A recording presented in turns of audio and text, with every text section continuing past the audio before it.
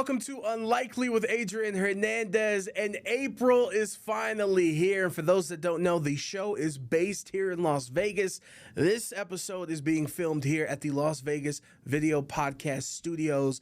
And it's a massive month for the city. Arguably the biggest month when it comes to professional wrestling in Las Vegas and Nevada's history. Of course, WrestleMania 41. We are less than 3 weeks away. It's not just all the WWE events, all the companies coming from across the world to put on shows here in Las Vegas. And because of that, I wanted to start this month off properly and talk to someone who's not only in the WWE, but came up through Las Vegas and the independents here in Sin City, talking about future stars of wrestling and an alumni. WWE's Karrion Kross is here, and I want to start off with an amazing event that happened a few weeks ago, a once-in-a-lifetime type of event when an independent wrestling company featured wrestlers from every major wrestling company throughout the world, from WWE to New Japan Pro Wrestling, for one reason alone, Chris Bay.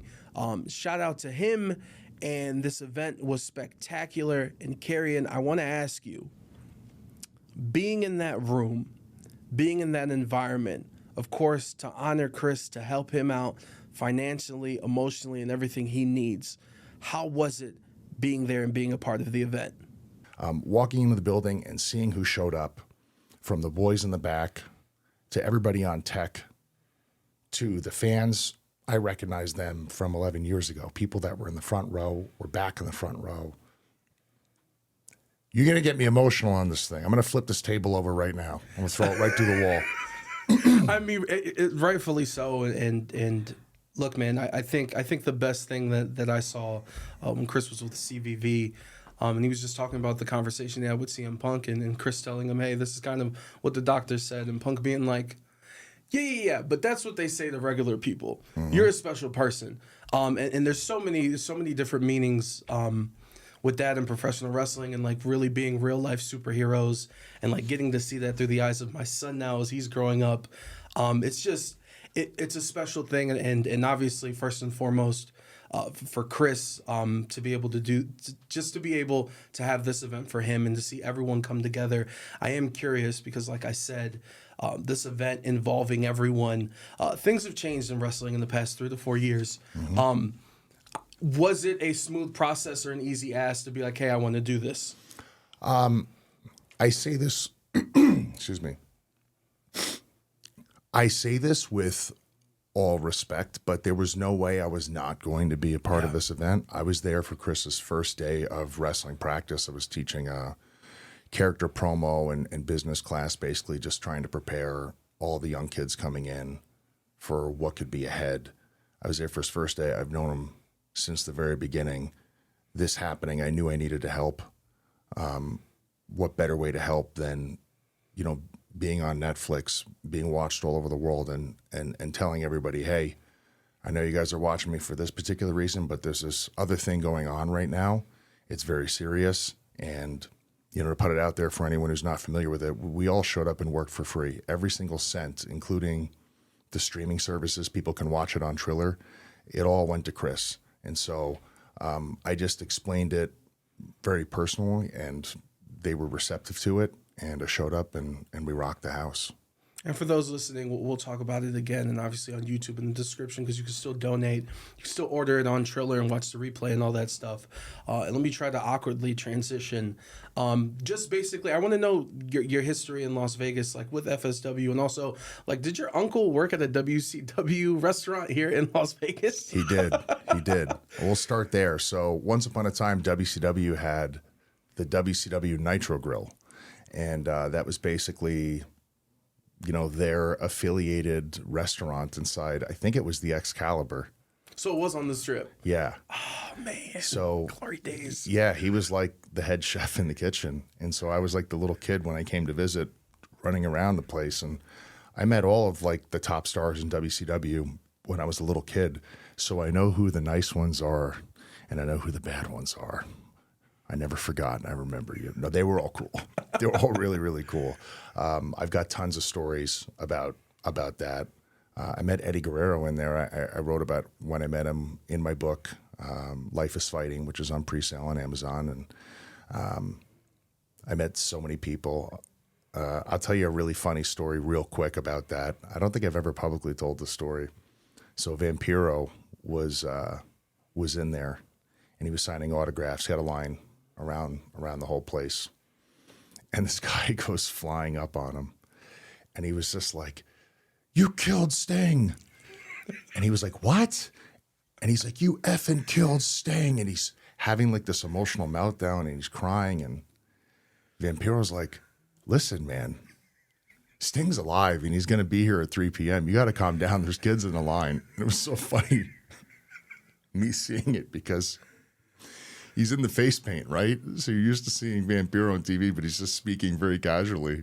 He's like, "His name is Steve Borden. He'll be here at 3 p.m. Just relax. I don't know if he's going to do the face paint for you like I did, but he'll be here. You guys got to calm down." It was very, very, very funny. I met DDP and Karrion and Bam Bam there when they were doing that like Jersey Connection type. I met everybody, but you were less than, like, what age are we talking about? Maybe 12 or 13 or 14. This is back in like 1999, 2000. So, but yeah, and then, fast forward, I wound up moving out here. I always wanted to be a pro wrestler, but I didn't come from a family that was in the entertainment industry. So the idea and notion of like going from your living room inside the television and performing seemed like a bit of a stretch. And they kind of wanted me to keep it, to their perspective at the time, realistic. And plus, all the hit pieces were on the news. And like, what parent wants their kid to get into, what they're seeing in the hit pieces on the news? What difference would they know between whether that's entirely accurate or a generalization or not? So I did the next best thing. I wanted to fight professionally, which they were not happy about. I had a knack for it. I moved to Las Vegas originally, to be frank with you, to fight pro when I was training at Syndicate Mixed Martial Arts, which is an amazing mixed martial arts academy that's still here.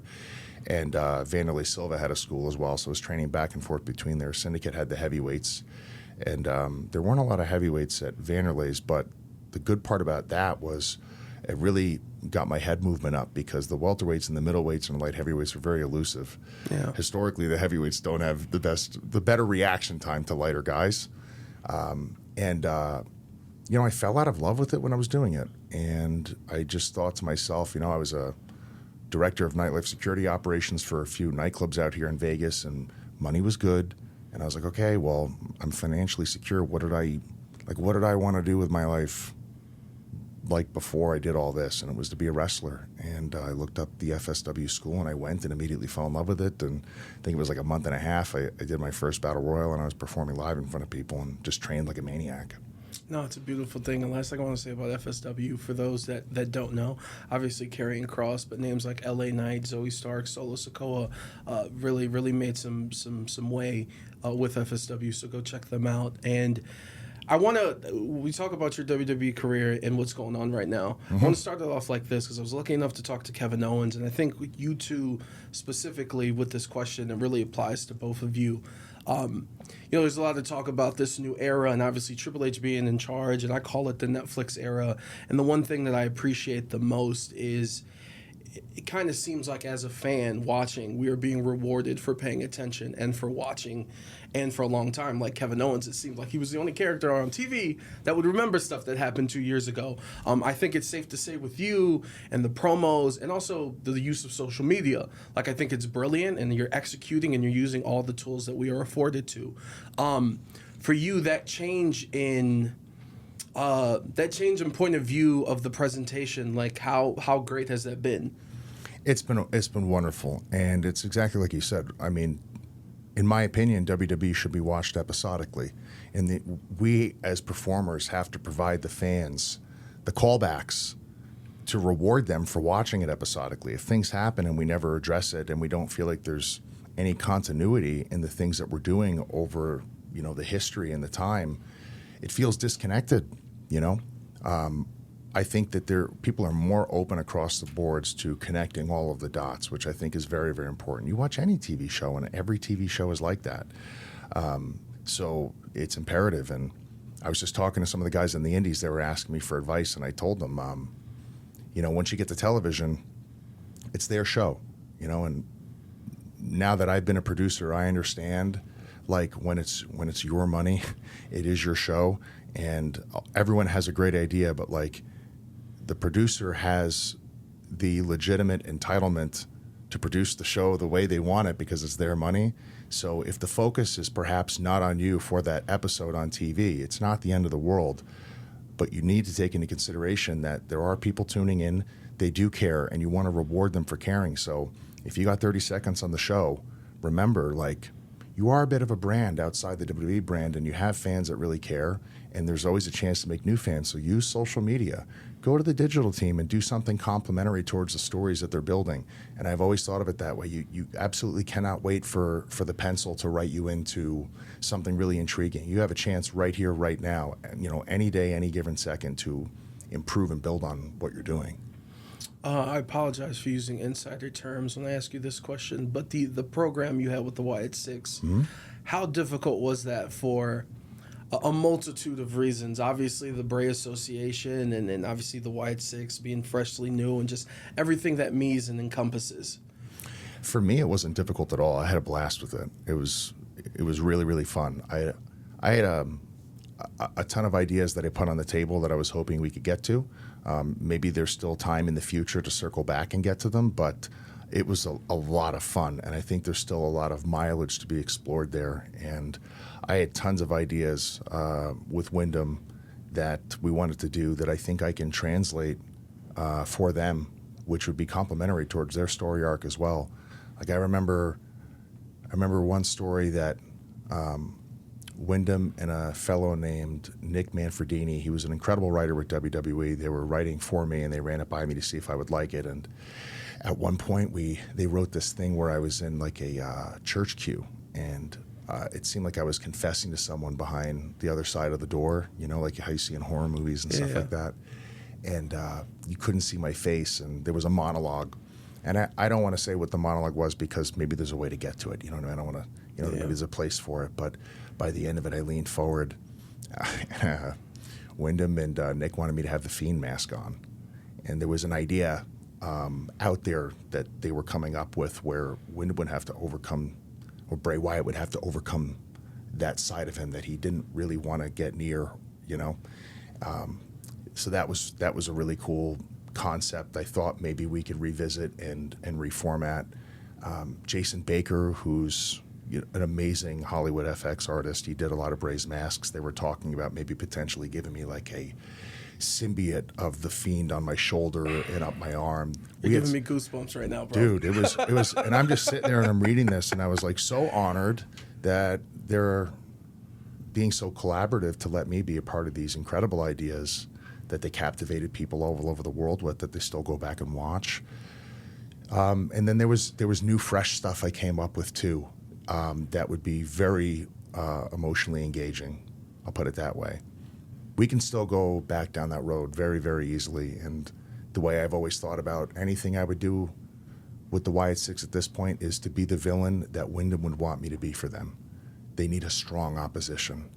It's cool to have them run people over and take people out and show dominance, but at some point, even like Superman, he's got to hit that kryptonite at some point, and then the story becomes really interesting. If Superman is invincible and he runs through everybody, you kind of check out after a while, right? Of course. So, if we revisit that, that's what I want to do for them. I want to be the villain they deserve, It's a beautiful thing, man. I just want to add this because you brought up some of your childhood stories. For me, college, I went to college in Tampa 2013, 2012, so it was FCW. Oh, yeah. Before the Performance Center was built. So being in Tampa and I worked at the mall. I worked at Foot Locker and I worked at the Lids, and I'd see a lot of the talent because they lived in Tampa. The one person I would see frequently at 10 a.m. when the only people at the mall were the people who worked there and the older people getting their steps in was Bray. He would always just be walking by himself, just walking the mall. Mm-hmm. And I'm like, I never walked up to him to say anything because I'm like, he's a genius at work. Like, I have no idea what is going through his mind in creating stuff. And that's a beautiful thing. And speaking of beautiful things, I want to know for WrestleMania last year, did you have a moment to take it in that I'm at WrestleMania? Oh, yeah. I had two moments. One moment I walked into the building when nobody was in there and everything was set up, and I'm sitting in the stands and I was looking at the empty building and I was like, I can't believe this place is going to be packed to the roof with people, and there's going to be music and the lights and everything. That already was breathtaking. And I was like, holy cow. And then I see Seth Rollins from about like 200 feet away, and he's got a whole team of people following him. Maybe they were doing a docuseries or something. And Seth looked like $1 million like he always does. He's in like an all-white suit, and he's got like these white cowboy boots on with gold heels and a gold toe. And I see him walking. He's got his sunglasses on, and literally just looks like pro wrestling's Elvis. And then when he eventually walks right in front of me, I was like, Seth. He looks over, and I go, how about this? And he's like, phew. I go, how you feeling? He goes, I feel like shit, baby. And he just put his thumb up and laughed. And then he just kept walking. I couldn't stop laughing. And then the second moment was I was on the stage with the boys, AOP and Paul Ellering and my wife. And I'd said this before. I remember Roddy Piper talking about there was one particular WrestleMania. He walked out and he just stopped and took it all in. And I said to myself, I'm not going to wait till I got that deep in Piper's career. I'm actually going to do that right when I walk out there. And I just took it in. And usually I kind of like self-hypnotize myself before I go out there into the character. Like the person that's talking to you now does not exist on WWE TV. I'll go into a different place. And I just looked at my wife and I told her I loved her. And even when the Prophets and Bobby and B-Fab were walking out, I snuck in a kiss. I wanted to kiss her in the ring. I knew the cameras weren't going to be on us. Attaboy, bonus point. Remember when I kissed you? WrestleMania, biggest one ever. It's 70,000 people. And I went back just to make sure, because I couldn't remember. I was like, were you night one or you night two? Because if you were night one, I was going to ask you how it felt to perform in freezing temperatures. But luckily for night two, it was a little warmer, thank God. Yep.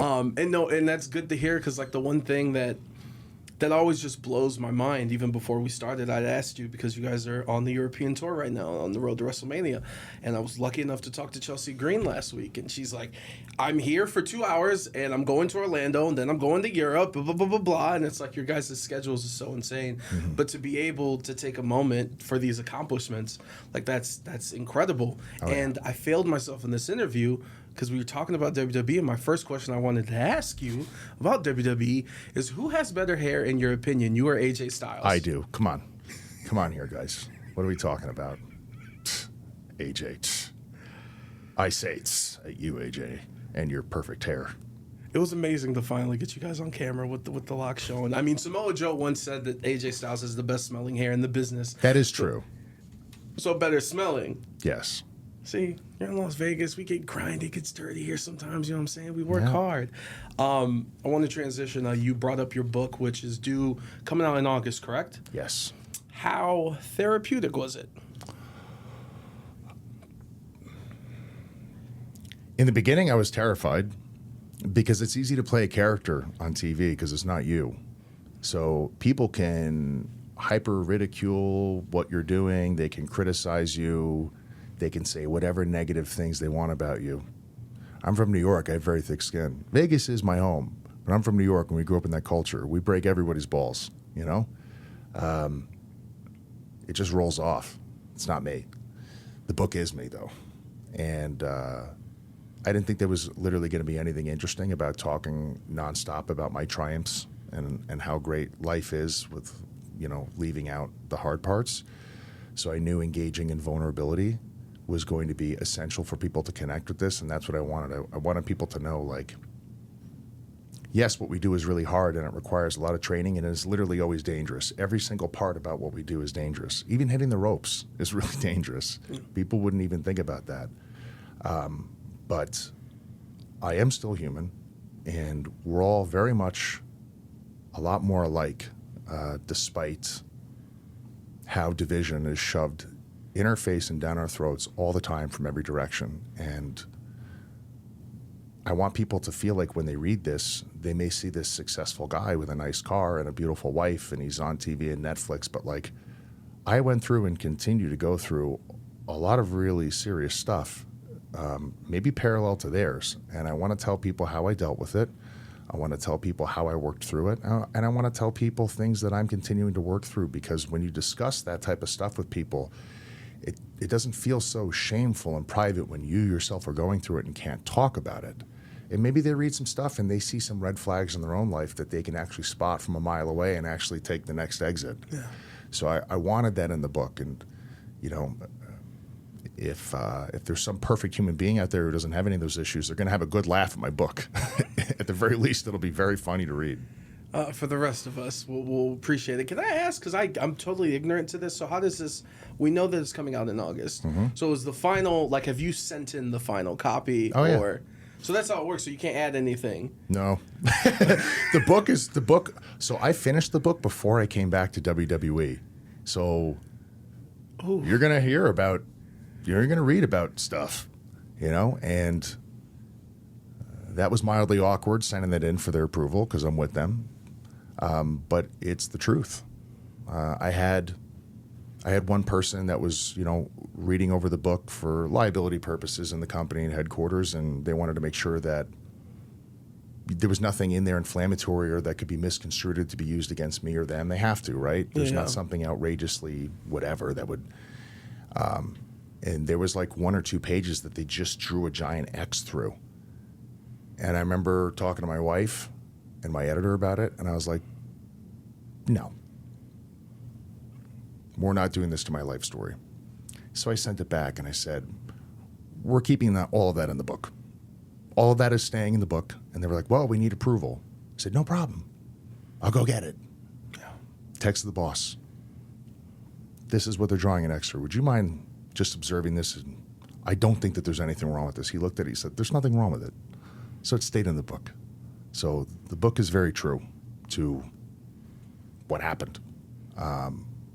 And yeah, the book isn't just WWE either. It's about my life, and I grew up around a lot of violence, and I was a very violent person, and I explored the reasons why I was like that, which I think is going to be important for people to read if they feel like they have those tendencies or those thoughts and stuff like that.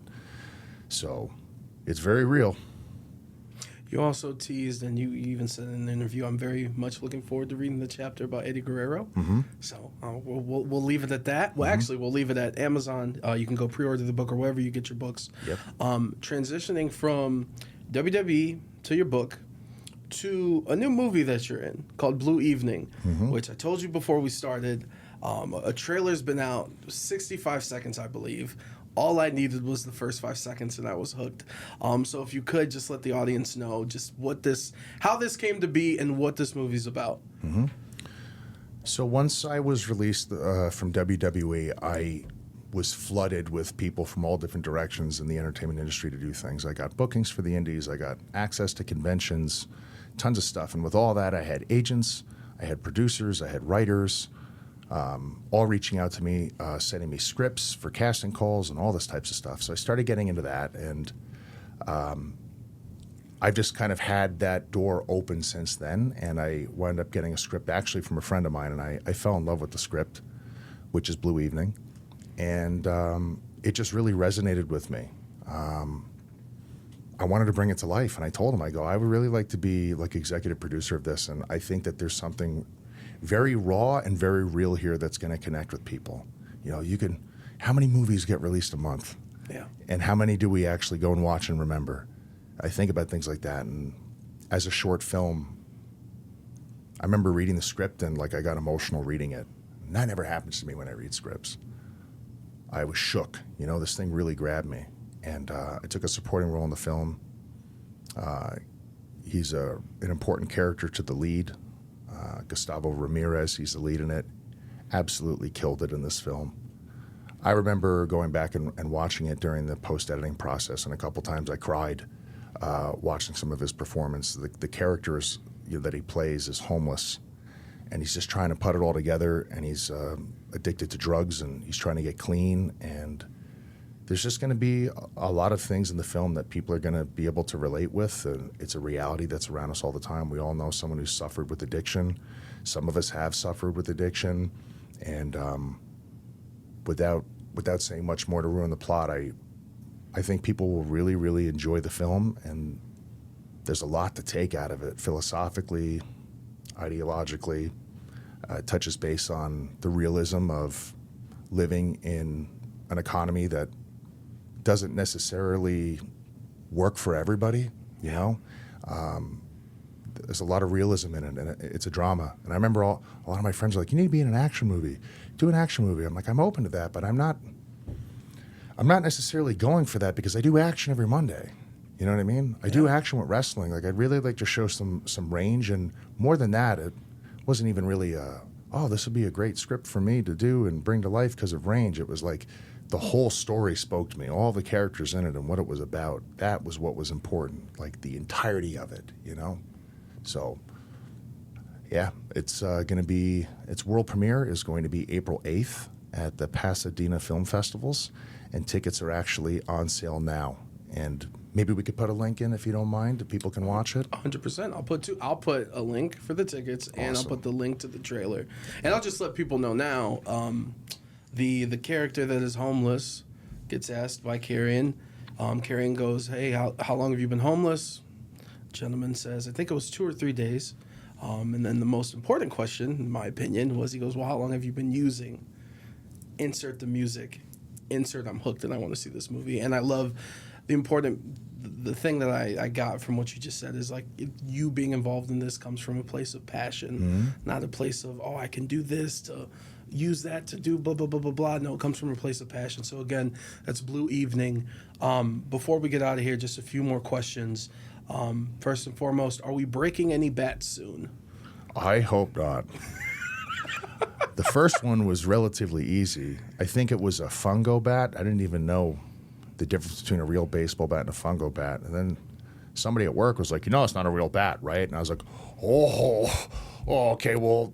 They can't talk like that at work where they work. They can't say. They can. We break each other's balls all the time. I was like, okay, I'll go break a new one. Now, like a moron, I'm going and spending money and buying one. I had a bunch of bats from some relatives that they left in the garage. Yeah, no bats are cheap. The metal ones, the ones for kids, wiffle bats, all expensive. So I bought a pro baseball bat and I broke that. And then I started to get excited. I was like, I could probably do 2. I could probably do 3. It took me, I can't even tell you, I tried to film me breaking 2 baseball bats for 6 months and they would not budge. And I was on a low carb diet and I was like, I guess I'm not doing that. I maybe tried to film it like 50 times. I couldn't break them over 6 months.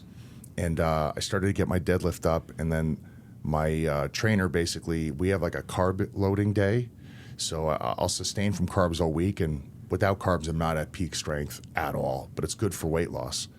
And finally, I timed it with my carb day. I was watching, Andrew Huberman and Rogan. And they were talking about the effectiveness of using carbs with explosive movements and stuff. And ate those carbs, and I grabbed the 2, and I started working through it, and I felt like, today I got it. And I was like, I'm going to do 3 so I never have to do this again. I don't want to break the 2 and then buy another 2 bats and do the 3 later. Today's the day. So I got the 3 bats. It took me forever to work up to 3 bats. And then I pulled my hamstring in the process of breaking the 3, and I was like, all right, I'm going to let it go now. Nothing bad has happened to me yet. I'm not going to get greedy. I'm just going to say that's a wrap. And I know you've been asked this before, but I know that some people who have attempted to do this have broke their arms. Yeah. Or whatever. They broke parts of them. So the hamstring, at least it wasn't a broken leg. Yeah. Crazy. This is my favorite part of the show where I can get my Jimmy Fallon, Stephen Colbert, Tonight Show on and bring a prop. I just want to know about, honestly, the relationship. I just thought the picture was badass. If I could actually get it out. Hold on 1 second. Here we go. I think this photo is sick. If we can zoom in on that, whatever, we'll put it in the editing and post. But what's your relationship with Shinsuke? Shinsuke and I have trained on and off together in jiu-jitsu for a couple years. He is legit. He is very, very legit. He's a real-life martial artist, and that's my brother. It's incredible. And last thing, you sent out a tweet a couple weeks ago that really made me happy. You noticing the reception and people enjoying the things you're doing on Raw, the things that you're doing on social media. So if you have any words for them as we close this out. I just want to say thank you. Thank you for believing in me. Thank you for tuning in to watch me. Thank you for all the love online. even though I'm a bad guy. I think it's okay to love the bad guys every once in a while. And just know that I know what you want to see out of me. And I'm trying to work to a place where I can give that to you. All the things you're talking about. Evil Father Kross with the face paint. Killer Kross, which I get a lot. You guys want to see that resurgence of everything that I did on NXT. Just know that I'm always talking creative. I'm always trying to find the best common ground between what they want and what you want. And I literally don't do anything for myself on TV at all. I literally do it for you guys to try to make the segment as best as possible, whether it's 10 seconds or, it's 2 to 3 to 5 or it's an in-ring match. Everything I'm doing, even move for move, is to make sure that you guys get the most out of what you're watching. And I appreciate you all sincerely. I really do. Without you guys, I wouldn't be doing this. So I want to close out, Karrion. In about 3 weeks, you will be at Allegiant Stadium. I hope so. It gets right. We have 2 nights. We'll figure it out. Regardless, it gets me emotional saying it. Just because I'm on the path to 100,000 subscribers and like these landmark moments and that all have it here where we've done a lot of work. I want you to have a moment in Allegiant Stadium and look around because you've gone. I know where that I've been in that FSW. I've been in there. To go from there to one of the biggest events in the world, biggest events in the WWE, the biggest event in WWE. Just have a moment out there because that's special. Everybody sees their artist that they saw open at a pub bar to then be at a stadium. Like this is that. And very rarely do people get that opportunity where they came up from to be in that big stage. So please just take a moment at Allegiant and be like, we did it and we did it here. So I really hope so, and I appreciate you saying that. I hope I have that opportunity. And if I don't, I'll just die a little bit inside. It's not going to be the first time that's happened. And we're the sports capital of the world. WrestleMania is going to come back in 4 years, so you have saved up money to get your tickets. Anyway, Karrion Kross. Hey, tickets are expensive as hard out here. But speaking of tickets, let me clean up my act. Ticketmaster.com for night 1 and night 2. Raw, SmackDown, Hall of Fame, Undertaker show. There's a roast. There's 4 nights at all different clubs. WrestleMania week has never meant a week more in WrestleMania history. You can get the rest of those tickets at access.com. Unlikely with Karrion Kross is officially over.